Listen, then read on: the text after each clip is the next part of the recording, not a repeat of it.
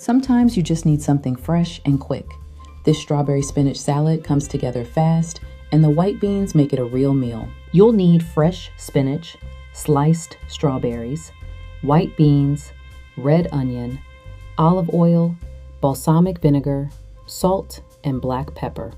Simple ingredients, clean flavor. In a small bowl, whisk together olive oil, balsamic vinegar, salt, and black pepper. Add fresh spinach to a large bowl. Layer in the sliced strawberries for that sweet contrast.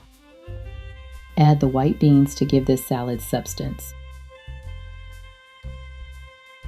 Drizzle the dressing over the salad and toss gently. Give it a gentle toss so everything is lightly coated. This is how you do fresh without ending up hungry. You'll find the full recipe in the pinned comment. See you next time.